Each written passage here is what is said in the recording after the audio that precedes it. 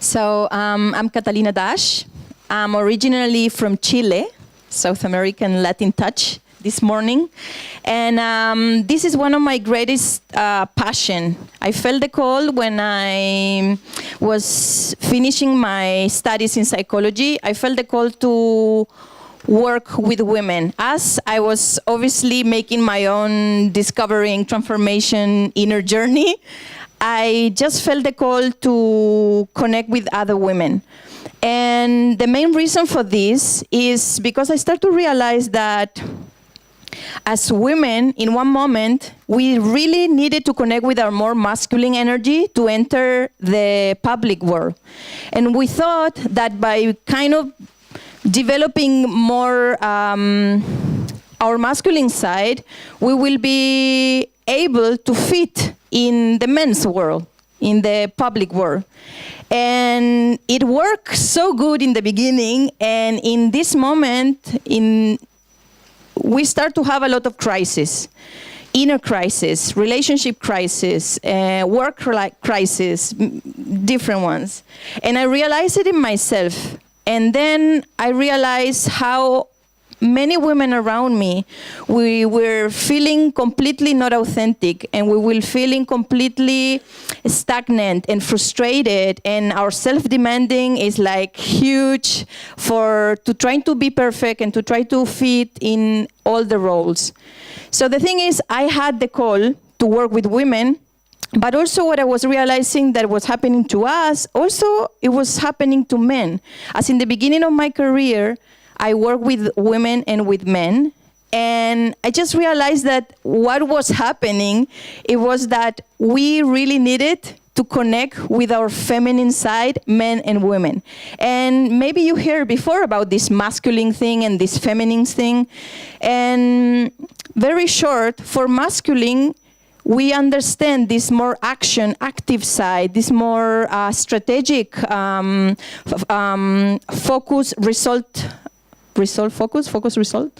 focus into the results, and that there are amazing abilities and amazing skills that can help us to really build and create and make our dreams come true. On the other hand, as our society, I think we start to overrate, value all those characteristics and skills, and something happened to all of us, men and women, that we start to disconnect from our emotions, from our bodies, and like New Age came to remind us, remind us that we really needed to reconnect with something that it was in one moment left under the carpet. So this is one of my greatest passion. I study psychology, I study coaching, I study yoga and other stuff. But one of the things that was all the time there, very present, it was kind of a spiritual searching. And in one moment, it came through religion. And in one moment, I started to discover different spiritual practices like yoga, meditation, etc., etc. And one of the things that really took my attention, I didn't see Dina before. Hi, Dina. One of the things that took my attention and really got me like, wow, it's mythology. Mythology, the archetypes, and the moment also that I heard the word goddess, for me was a life-changing time. Not because of a religion point of view, it was more about how I could see myself into the world, how I could connect with this amazing power that it wasn't really the power that I thought all the time, this more like, I can do it, that this, I don't know, maybe we can visualize this image of the woman saying, I can do it, that is completely sababa, we can do it. But on the other hand, sometimes it doesn't really flow with our authentic needs. So goddesses around, archetypes, women, authenticity. So from the year 2007, I help women to reconnect with their own wisdom, the joy, the flow, and to awaken what I call the authentic feminine power. To what? To create not just the life that they want or the relationship that they want, just to create the delightful life that we all deserve to live. So my relationship with anxiety started, and I wanted to call it the gate. It was kind of around 2006 when I was studying psychology and discovering all these more alternative paradigms about psychology from New Age, transpersonal, Gestalt, etc., etc. And in that moment that everything started to be open and new in my mind, new possibilities of living my life, I started to experience a sensation in my body. That it was that suddenly I could be walking and suddenly all around me will be melting. Like I will feel myself stable, but everything somehow, it will be vanishing. It will be like melting. And of course, that didn't feel that good because it made me feel very unstable, insecure. And also, when I was having that sensation, the belief that came straight away to my mind was, this is not real. So I was having this body sensation, like everything melting, and straight away, nothing, this is not real. So of course, it was bringing a lot of anxiety. It was my style of panic crisis. So the thing is that one day I was sharing this with my boyfriend of the time, also psychologist, also in the same hippie, new age kind of searching. And he read somewhere that these kind of experiences could be like a gate to something unknown. That of course, in that moment, made me feel very afraid, but that anyway, it could be a door to something that, because I didn't know, like it could be whatever, it could be maybe like something cool. So he said to me in that moment that I was having that experience, that sensation with him, he took my hand and he said to me, I'm here with you, go for it. And I remember that I breathe in, I breathe out, and just the fact that he took my hand, it made me release that sensation. Like it made me come back to this here and now and like to reconnect again with more chilled and calm sensation and also emotion. So for me, that moment was very symbolic and it was very strong for my personal life and also for the professional life. And this is, from this story, is that also I want to share today, is kind of the synthesis of my experience, again, in my personal and also in my professional life. Because most of my professional work, I do it through a little digesting in myself. Like kind of everything that I suggest to my clients, somehow I choose to digest it before, to try it in myself. So in a summary, it's like anxiety. Anxiety could be your arch enemy or could be also your master guru. And this is what I want to share with you. So how do we experience anxiety? How do we know that right now maybe I'm feeling a little anxious? Heart beating, stomachache, shaking, pain. Sorry? Swearing, yes, sweating. Yes, shallow breathing. Sometimes we get red, our skin start to shaking, and also the hair, whatever. Nervousness? In a general way, awareness of your body functions is the other way that you might not pay attention to when you're not anxious. You might be more aware of things that are just going on in your body, breathing, etc. That you get more aware? Maybe you're more aware of that. Okay. Yeah, because also we connect with this alert kind of mood, no? That is like, so everything is like we are much more, the eyes, the pupil can be like wider, etc. So when I was thinking about the presentation, Kung Fu Panda came to me because somehow in every transformational journey, we connect with the hero journey or the heroine journey. Heroine? You say heroine? Heroine journey. And Kung Fu Panda was the first one that came to my mind because also in his journey, he was very anxious. Like they present him to us in the movie. It's like I know at the end he will be the hero, but right now he's like so much into. He gets so excited and he will fight the enemy, and he is also like eating a lot. And so I thought he could be our man today, our panda today. So what happened with Kung Fu Panda? In one moment, he receives the call. He's the chosen one. For what? To fight this guy, the arch enemy. So if we look at him, what, like we have Kung Fu Panda, we have him. What happened to us when we see this arch enemy?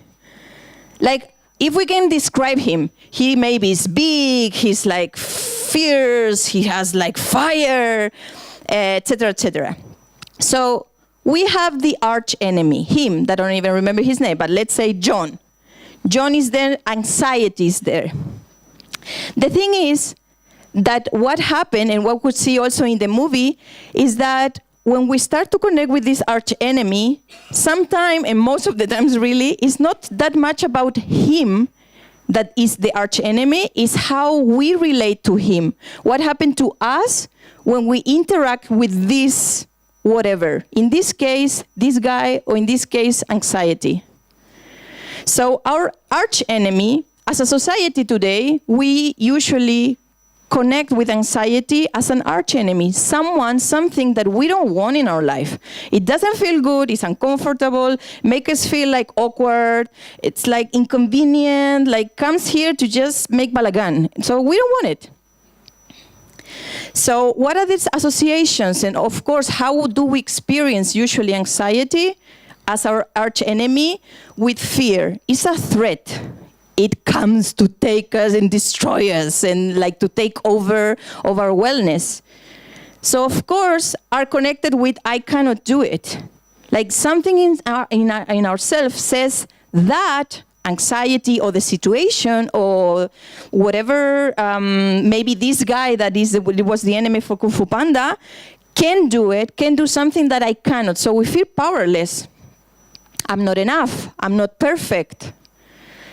We start to get very, very worried. All the energy is kind of going around in the head. This is why I was saying if we were feeling anxious, and when I personally feel anxious, it's very good for me to go to my feet because somehow I take all the energy that is going, investing here in wang, wang, wang, wang, and nurturing all my fears. It brings me down to my body. So when I start to be worried, some things that start to show up and that I learned through my experience working, especially with women, was that one of the biggest fear that we start to connect with is losing control. We were raised and we were trained to be in control as a Western society. So when we are not in control, we collapse. We don't know what to do. And losing control sometimes also can be experienced as the fear of becoming crazy, getting psychotic, getting lonely. I will be lonely, no one will be around me, not validated, not loved, and the worst of the worst of the worst, I will die. Usually, the I will die one is the most common fear that we have when we start to have experience like panic crisis. That is also like the extreme level of anxiety. So that's one vision of the arch enemy. We can choose to experience it and to relate with anxiety as our arch enemy, which we don't want to sit down with, we don't want to hang out, we don't want even to see it. We try to all the time avoid it. And the thing is that while most of the time we try to avoid it, they will knock at our door like again and again and again. So another perspective is, what if we start to discover how this anxiety could be our master guru? And Turtle here comes in. I really like him. I'm a big fan. He's very into the here and now. And he was a key factor in Fu Panda's transformation. And in every hero journey, as there is an arch enemy, also there is a guru, a master, someone wise that will come and help you to connect with your inner wisdom. So I want to share 5 things that I discovered I was sharing and helping my clients to connect with through my work.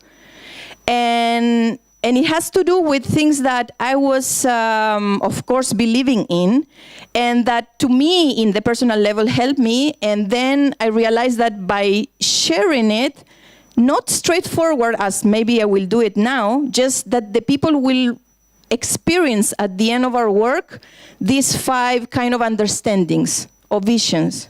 One is homeostasis. We, as living organs and living systems, we completely have this perfect searching for balance. If you take one kidney from your body, you will try to find your balance somehow. Your body will make it.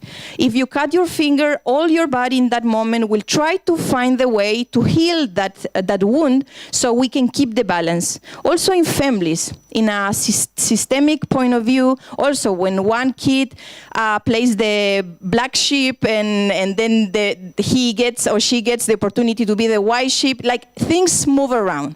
Short story is that as living organs, we are all the time searching for the balance. And first, we need to understand that that happens even if we want or we don't want it. Things will start to move. So we have the opportunity.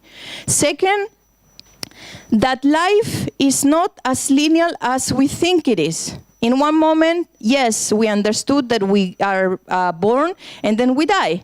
But if we see nature, like this body can die, but if we start to realize in nature, to observe nature, there is a symbolic death and life, reborn again and again and again. And there is time for darkness and there is time for light. We have night, we have day.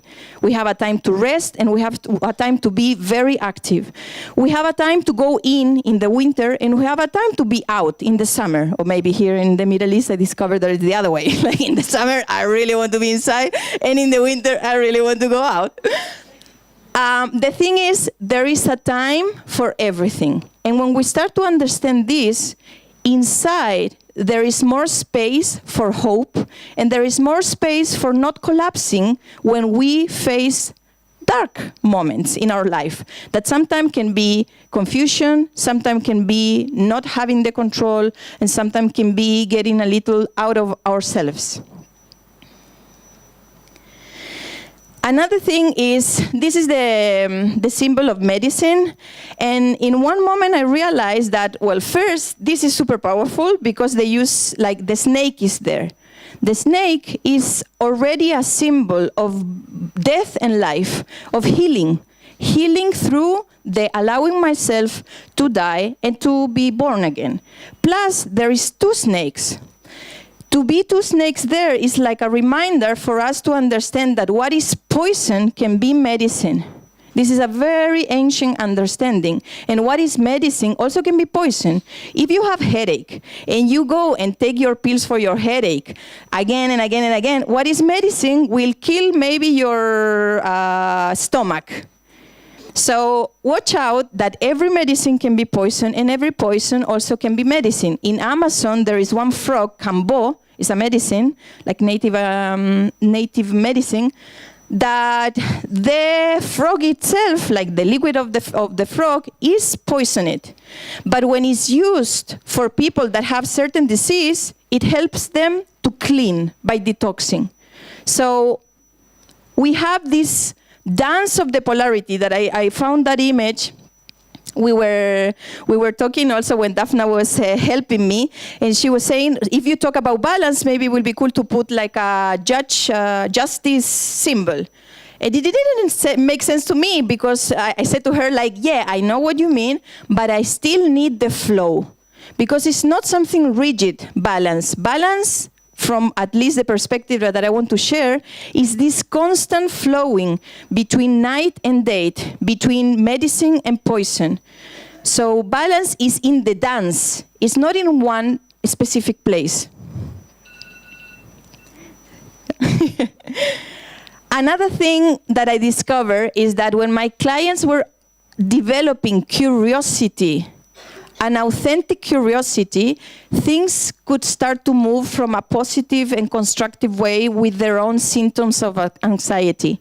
In this image is this very high master, Zen master, that maybe he knows everything in our mind, like he's like the highest whatever. And he's completely open and humble to connect with this cricket, with this insect, and to learn from it. So also curiosity, authentic curiosity, from being humble, from telling myself, I know nothing, from a good sense. I know nothing, and because I know nothing, I open myself to meet and to learn from this, that even though maybe I don't like it, it maybe can come and tell me something about myself. The fourth thing is, this is kind of one of the images that we use in South America for Pachamama. Pachamama is the Mother Earth. And I feel also that one of the things that was very key for my clients to make the shift, it was connected with one, unconditional love. Unconditional love, unconditional acceptance, and compassion to themselves and to their own symptoms. And finally, when we get very spiritual or when we start to get very deep, we can get very heavy also. Very serious, very heavy, very, no, this is not because I'm very spiritual.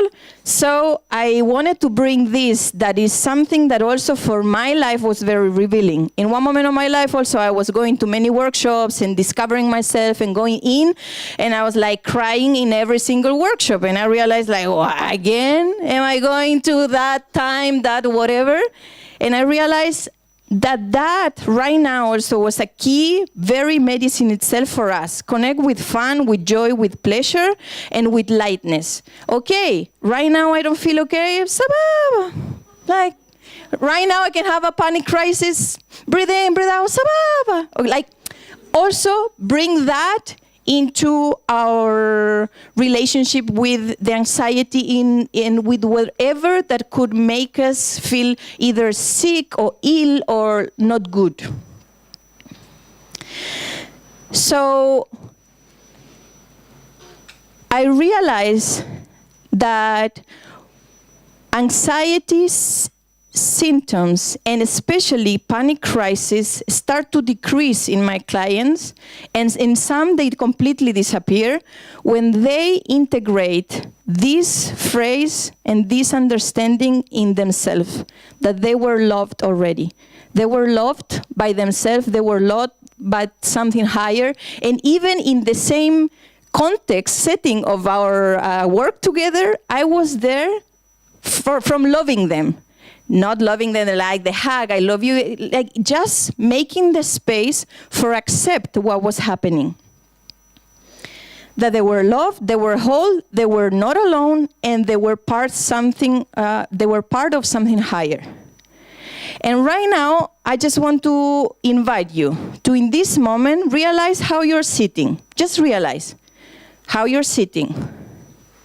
Sometimes we sit more in front of the chair, like going running, or sometimes we are more putting our back into the, how do you call this? The measurement, the back seat, the back seat. And for 1 second, not for 1 second, but for 5 seconds, I will invite you to consciously put all the weight of your back and the whole body into the chair. That somehow you search for that position that will allow you to melt completely into the chair. That you will not need to make any tension in your body, in any muscle. That the chair is the one really holding every single part of your body. And maybe as you inhale and you exhale, in the exhalation, melt a little bit more, and a little bit more, and a little bit more. We can end it up in the floor, no worries. So with this experiment with your body, that you can do it more comfortably maybe at home, what I want to share with you, that when we feel that we are held by something higher, relaxation start to happen, and any tension or fear start to disappear or decrease. Why? Because it's not everything in our shoulders. And anxiety mostly come to our life with this program that we have in our mindset, that we have to be the perfect whatever. We have to be ready all the time. We are the responsibles of everything in our life, which in one part it is, but on the other side, we also are part of something higher that holds us. This natural rhythm, this cyclicity, the polarity, etc. So just when we are connected with this kind of 5 points of view understandings that I just shared, we can go back to my anxiety symptom. And first, to get to know my arch enemy. I kind of fight, this is typical, no? I kind of fight something that I don't know. So I need to first to know my arch enemy. How do I individually experience anxiety?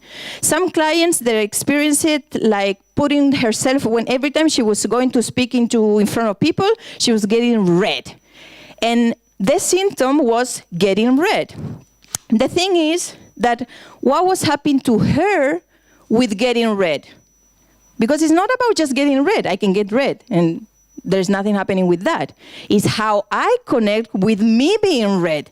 I start to sweat, and it gets worse, and I get more fearful. And the things that start to happen in her mind was, I'm going to fail, I'm going to make the ridiculous, no one will like me, and we start to get more tragic, and all these drama queen and drama kings start to wake up, and we make the image and the fantasy worse and worse and worse.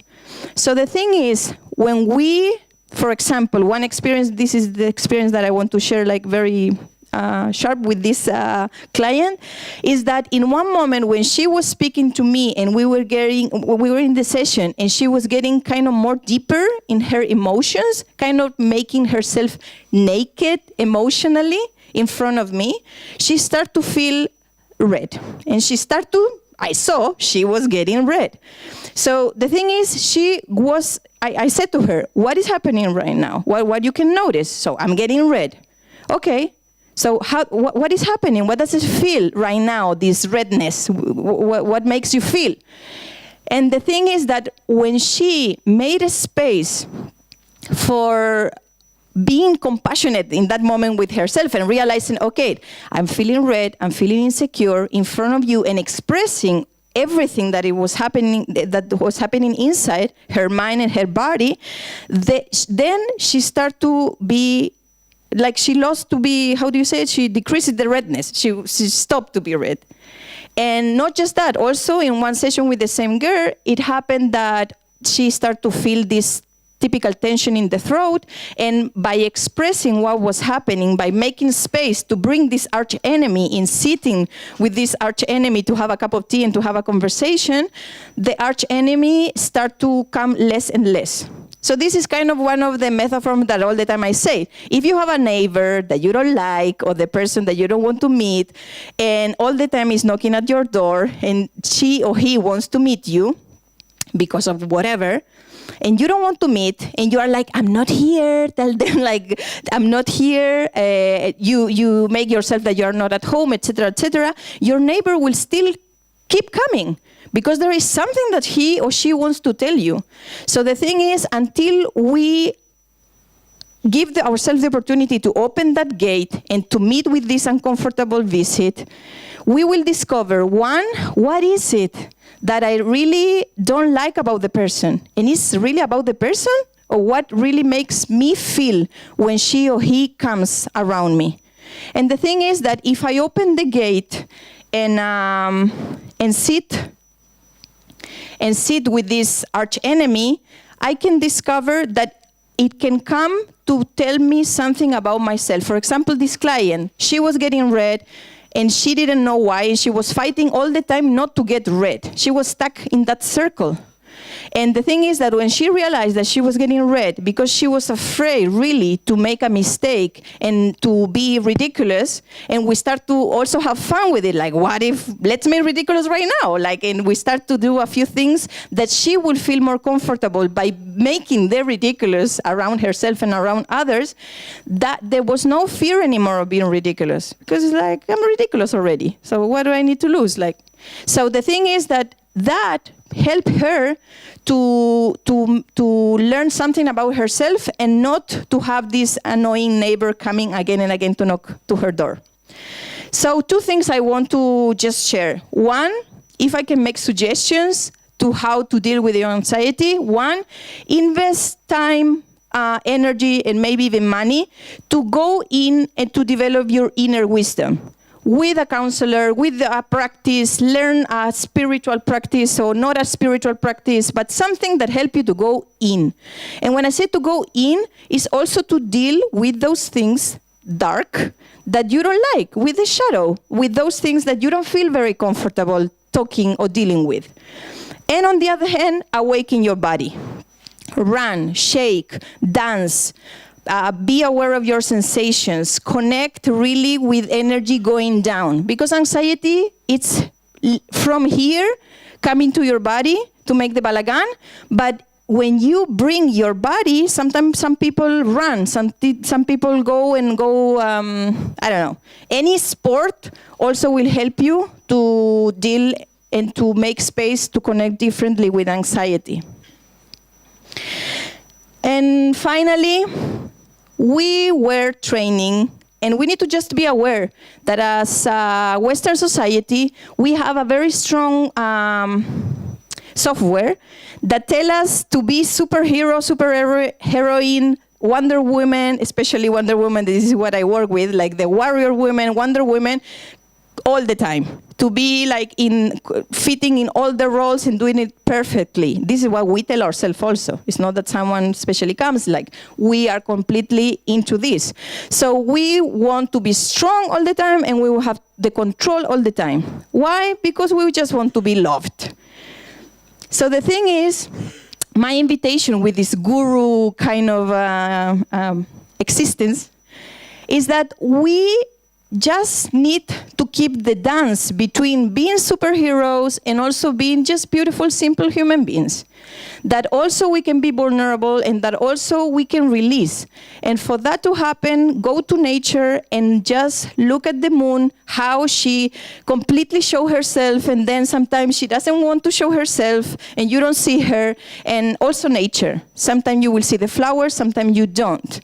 So the balance of Kung Fu Panda became the amazing warrior that he is, because he could completely kind of come back home to himself through his body, and also allowing himself to understand that, all the Zen kind of understanding of the guru. Toda raba. We have time for questions. So we have time for about 3 questions. You guys can think about it first, a few. Thank you very much, Catalina. I was just wondering, with something that you started your talk with the difference between masculine and feminine energies, I was just wondering, do you think in today's society, where on one hand there's a lot of emphasis on both women being seen as very strong and independent, and on the other hand about men being more sensitive and vulnerable, do you think that in our current society there perhaps for both genders there's a lot of mixed messages about how much they can present both their feminine and masculine side in day-to-day conduct and day-to-day functioning? Yeah, thank you. The first thing is that we can choose to see the feminine and the masculine from more kind of a role stereotype, meant like human construction, and we can see it more as an archetype, more like an energy. When we talk about feminine is masculine, from the polarity, that's a polarity itself, but also masculine has a polarity of like constructive side and destructive. The dark and the light side of the masculine, and the feminine also. So the thing is that I feel right now we are awakening, all of us, this more feminine side that is related with connecting with our bodies, our emotions. We're trying to work in more horizontal kind of teams instead of hierarchy, ba-ba-bi-ba-ba-ba. It doesn't say that it's better than the masculine, and the thing is that we still have this very narrow-minded perception of what is feminine and masculine as we start to get trapped into the roles. How a woman should be. In fact, we as women, this is what I realized, we women, we were start to get stuck in the vision of I am independent. So it's a baba that you can do it, I can do it, but do I really want to do it? So I think right now, for example, men and women, we are in that moment of questioning that image of masculine that we used to have, that is this macho man, all the time strong. And also for men, it's a crisis. Like I've seen many men are super happy right now to connect with the more parental skills and to be more present, or to connect with their emotions much more. Like it's amazing. And it's like, whew, finally I have some kind of space to express it. So the thing is that we still have, as a Western mindset, that being strong all the time and being perfect. The thing is, you cannot be wrong. And when we have that, men and women, we connect with the destructive side of the masculine. That is the one that wants to be power over other people. Like, for example, with this client that she was feeling red, somehow she was feeling less powerful. But the thing is that some people work or think that by me, when they say, I see everyone naked. What we are trying to say also with that somehow I have more power than you. Is that the only way? No. Maybe I just can be humble and say, right now, I'm feeling anxious. Everyone here is looking at me, and it's okay. They expect something, whatever. So I just need to come back to myself. So this game of when I feel powerless and I am searching desperately to feel more power, I feel we are kind of trapped in there, but we are now searching new ways to connect with the feminine, also the constructive side of the feminine, because also the dark side of the feminine is also gets super mega emotional and just being trapped there. And well, other sides also, manipulation also, it's like, because of victimism, that men and women have it, again.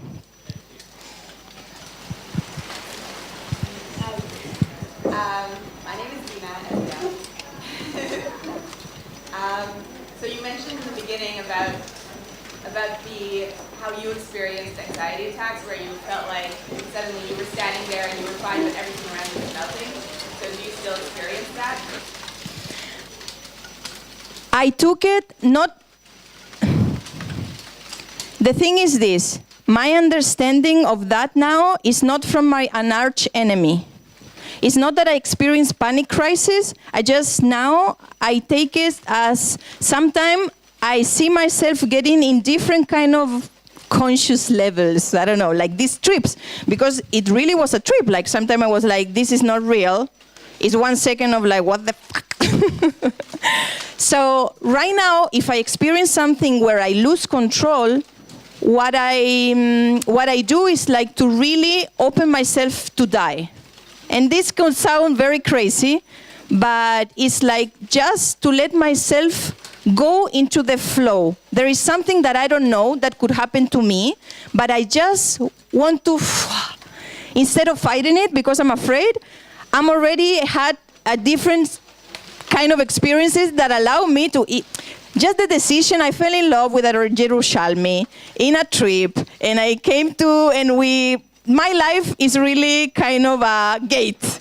So this is what I want to say, that it's not about maybe experiencing the panic crisis, just that I'm more aware now that something different is happening. And when I open myself to go with the flow and to just jump to it, not even jump, it's just like, woo!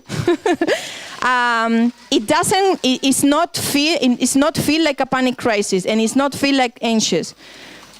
I don't know if I'm explaining myself. It is not something.